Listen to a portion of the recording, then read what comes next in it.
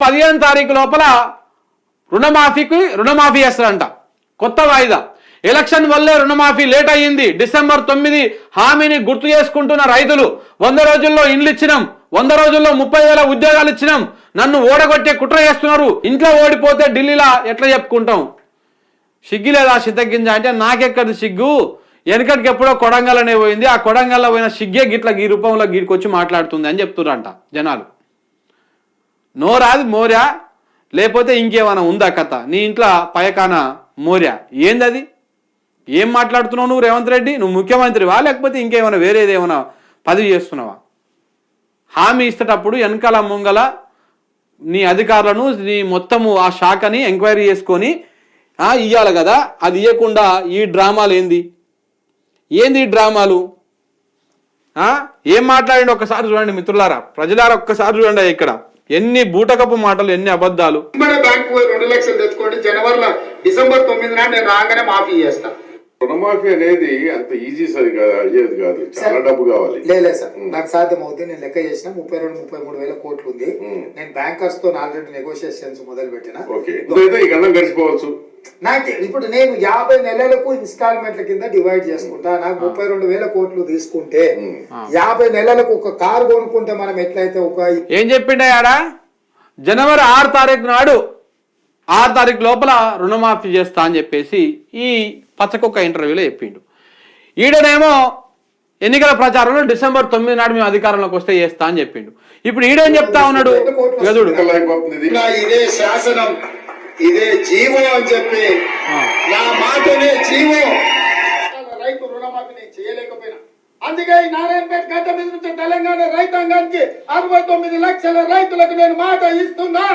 August 15 తారీఖు లోపల 2 లక్షల రూపాయల రైతు రుణమాఫీ చేసి తీరుతా. సిగ్గుండాల కొంచెం అని చెప్తాందుకు. ఏమన్నాడు? నీనోరే కదా ఇది 9 తారీఖు నాడు రాంగన చేస్తా అంటివి. 9 తారీఖు వాయ్. మళ్ళీ అధికారంలోకి వచ్చినాక జనవరి 6 తారీఖు లోపల చేస్తా అంటివి. 6 తారీఖు వాయ్. ఇప్పుడు ఏమంటున్నాడు? 15 ఆగస్టు అంట. ఇక 15 ఆగస్టు నాడు ఏమంటాడు? మమ్మల్ని ఓడగొట్టిరు కాబట్టి మీరు రుణమాఫీ చేయలేదు, లేకపోతే ఇంకా ఈ ఒక డ్రామా అల్లుతాడు. వీడు చేయాలని ఉద్దేశం లేదు. ఎక్కడ పోయినా పైసలన్నీ నువ్వు చేయాలనుకుంటే 50,000 కోట్లు మింగిరు నీ మంది మాగదం మొత్తం. 50,000 కోట్లు మింగేసిరు అప్పులు తెచ్చి, మొత్తం అప్పుల పాలు చేసిరు. వీళ్ళు వచ్చినాక ఈ 6 నెలల 5 నెలల 50,000 కోట్లు అప్పు చేసినటువంటి గనుడు మన రేవంత్ రెడ్డి. ఇంకా రుణమాఫీ చేస్తారంటే ప్రజలు ఇంకా ఇప్పుడు కూడా అయితే మనంతా అమాయకులు ఇంకెవరు ఉండరు. ఇట్లా ఈ బ్రోకర్ మాట చెప్తందుకు రెడీగానే ఉంటాడు. చెప్తాందుకు ఆయనకు సిగ్గెట్లాగో లేదు, ఇంటందుకు మనకన్నా ఉండాలి కొంచెం. సో కాబట్టి ఆలోచన చేసుకోండి. ఎట్టి పరిస్థితుల్లో కూడా ఈ మాటలు ఏవి కూడా నెరవేరవు. అన్ని అబద్ధాలే, 200% అబద్ధాలే. ఇంకొక విషయం మీకు ఏం చెప్తున్నా అంటే, ఈయన ఎన్నికలు అయిపోయినాక ఉండడిల్లా బీజేపీ పార్టీలకు పోతాడనేటువంటి చర్చ నడుస్తూ ఉంది. బీజేపీలకు పోయినాక రుణమాఫీలు ఏముండవు కదా, ఇక మొత్తానికే మర్చిపోవడమే మనం. ఇప్పుడు బీజేపీని కోటేసినా ఈయన కోటేసినా రెండు ఒకటే. ఇవేవి ఉండే పిచ్చలు కావి, ఇవి తుర్రున ఎగిరిపోతాయి రేపు ఎన్నికలు అయిపోగానే. ఈ చెట్టు మీద కూర్చున్నా ఇప్పుడు దుంకుదామని, ఎన్నికలు అయిపోగానే అవతల చెట్టు మీద కొయ్యి ఎక్కిరిస్తే ఇతల కూర్చొని కాంగ్రెస్ చచ్చిపోయే పడవా, దాంతో ఏం కాదు అని చెప్పేసి అప్పుడు అట్లా అంటాయి అనమాట. ఇందులో పెద్ద పప్పు అయ్యేది, పెద్ద బఫున్ అయ్యేది ఎవరు? మన రాహుల్ గాంధీ, మన కాంగ్రెస్ పార్టీలో ఉన్నటువంటి మోతవారి తోఫులు. సో కాబట్టి ఈ విధంగా ఎన్ని మోసం చెప్పాలో, ఎన్ని మోసపూడ మాటలు చెప్పాలో అని చెప్పిన చూడు. ఇప్పుడు కేసీఆర్ కు విధులే, ఇప్పుడు ఈడ ఎంత ఏ వేవుడంతా చెప్తా ఉన్నాడు చూడు. మళ్ళా ప్రతి రైతుకు చెప్తుందా అని చెప్తా ఉన్నాడు చూడు. రైతు రుణమాఫీ నేను చేయలేకపోయినా, అందుకే నారాయణపేట గడ్డ మీద నుంచి తెలంగాణ రైతాంగానికి 69 లక్షల రైతులకు నేను మాట ఇస్తున్నా. ఈ మాటలు వినకూరి మీరు దయచేసి. ఎందుకంటే ఇట్లా ఇనినే మనం ఆగం అయిపోయినాం. నిమ్మలంగా రోజు ఇంత పల్లెంలోకి ఇంత భూ వస్తుండే కలుపుకొని ఇంత కడుపునే తింటుంటివి. ఇలా అన్నం కాదు కదా, మట్టి పోసి పెడితేనే అన్నంలో అయినా. సో కాబట్టి ఈ మాటలు నమ్మినామంటే కథమే. రైతు బంధు మీకు బెస్ట్ ఎగ్జాంపుల్. రైతులు ఎవరైనా ఈ వీడియో చూస్తూ ఉంటే, రైతు బంధు మీకు ఈ 2018లో స్టార్ట్ అయింది అది ఆ స్కీము. అప్పటి నుంచి ఇప్పటిదాకా ఎన్నడన్నా గీయాల పడతాయి అని పడకుంటున్నాయా? అటు ఇటు ఒక వారం రోజుల్లో పడిపోయేది. కానీ ఈయన వచ్చినాక ఎట్లా చేసిండు? 4 నెలలు వేసిండు. 4 ఎకరాల లోపల వాళ్ళకి, 4 ఎకరాల లోపు వాళ్ళకే 4 నెలల పాటు రైతు బంధు వేసుకుంటూ పోతూనే ఉన్నాడు. సో ఇలాంటి మహానుభావుడు రేపు మళ్ళా రుణమాఫీ చేస్తా అంటే మీరు నమ్ముతుర్రు అంటే దీనికంటే అమాయకం లేదు. రుణమాఫీ చేస్తాడు. నేను ఎప్పుడు చేస్తాడు తెలుసా? ఈ ఎన్నికల్లో కాంగ్రెస్ పార్టీని ఓడిస్తే చేస్తాడు. ఓడిస్తే చేస్తాడు. ఇది నిజంగా రాసి పెట్టుకోండి మీరు. ఎందుకు ఓడిస్తే చేస్తాడని చెప్తా ఉన్నా అంటే, ఇప్పుడు మనం ఓట్లేసాం అనుకో, మనం రైతు బంధు ఇస్తా అన్నాము, ఎక్కువ ఇస్తా అన్నాము, కేసీఆర్ కంటే ఎక్కువ ఇస్తా అన్నాము, గెలిచినాక ఇవ్వకపోయినా కానీ రేపు మళ్ళీ వచ్చినటువంటి ఎన్నికలలో మాకే ఓట్లేసిర్రు, చెయ్యి గుర్తుకే ఓటేసిర్రు అని చెప్పేసి అప్పుడు మొత్తానికి ఇవ్వకపోయినా ఏం కాదని చెప్పేసి ఊకుంటాడు. అదే కనుక మనం కాంగ్రెస్ పార్టీ ఓడించి రేవంత్ రెడ్డి మూతి మీద జర బుద్ధి చెప్పినాం అనుకో, అప్పుడు ఏమవుతుంది? అమ్మని అమ్మ ప్రజలు చాలా తెలివి కల్లోలు ఉన్నారా, నాలాంటి లఫుట్ గాడు ఎవడేమో వచ్చి అబద్ధాలు చెప్పినా కానీ నమ్మిరు, ఒకసారి ఇంకొకసారి అవే అబద్ధాలు చెప్తే చెప్పు తీసుకొని వచ్చిర్రు, మా మూతి పనులు లాంటి రాలిపోయినాయి, కడుపులో భయం పెట్టుకొని నిమ్మలంగా పనిచేయాలి, అందుకనే ఈసారి మనము ఇచ్చిన హామీలను అన్ని నెరవేర్చుకుంటూ పోదామని చెప్పేసి అప్పుడు పనిచేస్తారు. అప్పుడు నీ రైతు భరోసా వస్తుంది, నీ పింఛన్ 4000 అవుతుంది, మనకు రైతు బీమా వస్తుంది, కళ్యాణ లక్ష్యంతో పాటు తులం బంగారం వస్తుంది. ఇవన్నీ రావాలంటే కాంగ్రెస్ పార్టీ ఓడాలి. కాంగ్రెస్ పార్టీ రేపు పార్లమెంట్ ఎన్నికల్లో ఓడితేనే మనకు కాంగ్రెస్ పార్టీ ఇచ్చినటువంటి హామీని ప్రతి ఒక్కదాన్ని ముక్కు బట్టి చెవు విండి మనం వసూలు చేసుకున్నటువంటి అవకాశం వస్తుంది. మనం ఏం చేయాల్సిన అవసరం లేదు, వాడికి భయం జ్వరం పట్టుకుంటుంది.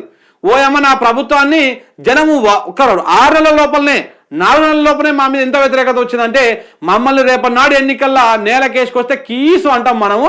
సో కాబట్టి కడుపులో భయం పెట్టుకొని పనిచేయాలని ఈయన బ్యాచ్ మొత్తం ఇప్పుడు దందాల మీద పడ్డది. ఆ దందాలు జర బంద్ పెట్టి ప్రజల మీద పడతారు, ప్రజల కోసం మంచి చేసేటువంటి కార్యక్రమం చేస్తారు. దానికి మనం ఏం చేయాలి? ప్రజలుగా కాంగ్రెస్ పార్టీకి రేపు పార్లమెంట్ ఎన్నికల్లా, లోక్సభ ఎన్నికల్లా బుద్ధి చెప్పాలి. ఎవడన్నా చెయ్యి గుర్తు మీద ఓటేయండి అంటే అది చెప్ప మీదకి వెళ్ళి సరసూరి. సో అప్పుడు మంచి ఉంటుంది అనమాట, అప్పుడు లెక్కకు వస్తుంది. లేకపోతే గిట్టనే ఎన్ని అబద్ధాలు చెప్పానో చెప్తాను ఉంటాడు. 15వ తారీఖు అంటుండే, ఇప్పుడు రుణమాఫీ 15వ తారీఖు నాడు చేస్తాడంట. అది కూడా అన్ని ఒకటిసారి చేస్తాడంట. ఎంత కావాలి తెలుసా మోదీ? మొత్తం 2 లక్షల కాడికి అందరికీ రుణమాఫీ చేయాలి ఒకటేసారి అంటే, నువ్వు చెప్తున్నటువంటి 69 లక్షల మంది రైతులు అని నిన్న ఏనాడుతో నేనే మాట్లాడిండు. 69 లక్షల రైతులకు రుణమాఫీ చేయాలంటే ఎంత అవుతుందో తెలుసా? ఎన్ని కోట్లు కావాలో తెలుసా? దగ్గర 70 నుంచి 80 వేల కోట్లు కావాలి. అంటే స్టేట్ బడ్జెట్లో సగం బడ్జెట్ కావాలి. తెచ్చి పెడతావా? అవుతుందా? ఎందుకు ఈ డ్రామాలు? మళ్ళా 69 లక్షల మంది అని చెప్పేసి 5 లక్షలకో 6 లక్షలకో అది వేసేసి మిగతా అన్ని క్లోజ్ చేసి పడేస్తా అంటే చూస్తా ఊకోరు. సో కాబట్టి ఇవాళ నువ్వు చేస్తున్నటువంటి స్కీములు ఏవైతే ఉన్నాయో నామకే వాస్తు అమలు చేస్తున్నావు కదా, ఫ్రీ కరెంటు గ్యాసు, సేమ్ అటనే అవుతుంది అది కూడా. సో కాబట్టి ఆలోచన చేసుకోవాలి, రైతాంగం ఆలోచన చేసుకోవాలి.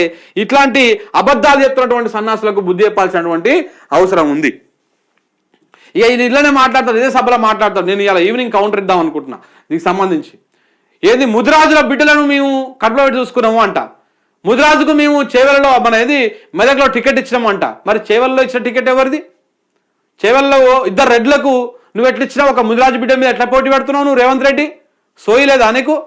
మెదక్లో ఒక ముదిరాజు బిడ్డకి ఇచ్చి అక్కడ రెడ్లను రావులను పోటీ చేస్తా ఉంటే అగ్రకులపు వాళ్ళకు టికెట్ ఇచ్చినావు నువ్వు, నేను ఒక బీసీకి ఇస్తే నువ్వు గాడెట్ ఇచ్చినావు అని చెప్పేసి అవతల పార్టీని నువ్వు మాట్లాడుతూ ఉన్నావు కదా. మరి చేవెలలో ఒక జ్ఞానేశ్వర్ ముదిరాజు బిడ్డకు టికెట్ ఇస్తే నువ్వెట్లా రెడ్డిని పెట్టినావు? ఒక భువనగిరిలో 2 బీసీలు కొట్లాడుతూ ఉన్నారు. ఒక గౌడ సామాజిక వర్గం సంబంధించినటువంటి బూర నర్సేగౌడ్ బీజేపీ నుంచి, యాదవ సామాజిక వర్గము కుర్మ సామాజిక వర్గం సంబంధించినటువంటి ఒక క్యామ మల్లేష్ యాదవ్ బీసీ బిడ్డ, 2 బీసీ బిడ్డలు ఆడ పోటీ చేస్తా ఉంటే నువ్వెందుకు ఆడ రెడ్డికి ఇచ్చినావు? అది కూడా నీ చెంచాకు నీ బినామీకి ఎట్లా ఇచ్చినావు? 100,000 కోట్లు ఖర్చు పెట్టి గెలిపించుకుందామని ఎట్లా చూస్తా ఉన్నావు? కాబట్టి 1,000 నీ వైపు నువ్వు చూపిస్తే 4,000 కాదు 40,000 నీ వైపు చూపిస్తాయి. రేవంత్ రెడ్డి గుర్తుపెట్టుకో. కడుపులో జర ఏది పడితే అది మాట్లాడకు. ముదిరాజుల మీద నువ్వు ఏదో ప్రేమ ఒలకపోసినట్టు, ఏదో డ్రామా చేసినట్టు. ముదిరాజులు అంటే వచ్చే 15 ఆగస్టు లోపల క్యాబినెట్లో పెడతాడంట. నువ్వు పెడతా అంటే నీకు ఏమడం వచ్చింది? ఇన్ని రోజులు ఎన్నికల కోడ్ నిన్నగాక మొన్న కదా వచ్చింది. నీకు ప్రేమ ఉంటే నువ్వు చేయాలనుకుంటే చేయొచ్చు కదా. ఇప్పటిదాకా ఒక హోమ్ మినిస్టర్ లేడు తెలంగాణ రాష్ట్రానికి, విద్యాశాఖ మంత్రి లేడు, మున్సిపల్ శాఖ మంత్రి లేడు, పట్టణాభివృద్ధి శాఖ మంత్రి లేడు. ఎంతమంది మంత్రులు లేరు తెలంగాణకి? దీని గురించి మాట్లాడుతున్నారా ఎవరన్నా? గతంలో కేసీఆర్ 3 నెలల పాటు క్యాబినెట్ విస్తరణ చేయకపోతే నానా హంగామా చేసినారు కదా ఈ మీడియా అంతా. తప్పే చేయకపోవడాన్ని, నేను దాన్ని స్వాగతించట్లే. కానీ ఇలా రేవంత్ రెడ్డి అదే చేస్తా ఉన్నాడు కదా. ఎందుకు హోంశాఖ లేడు ఈ రాష్ట్రానికి? రేపు విద్యా సంవత్సరం స్టార్ట్ కాబోతా ఉంది, అకాడమిక్ ఇయర్. మరి ఎందుకు ఇంకా విద్యాశాఖ మంత్రి లేడు? కనీసం ఇప్పటిదాకా విద్యాశాఖ మీద ఒక రివ్యూ కూడా ఎందుకు జరగలేదు? దేనికోసం జరగలేదు? సో కాబట్టి ఇదంతా పెద్ద కథ నడుస్తూ ఉన్నది. ఈ కథను మనము గ్రహించాల్సినటువంటి అవసరము ఎంతైనా ఉన్నది మిత్రులారా.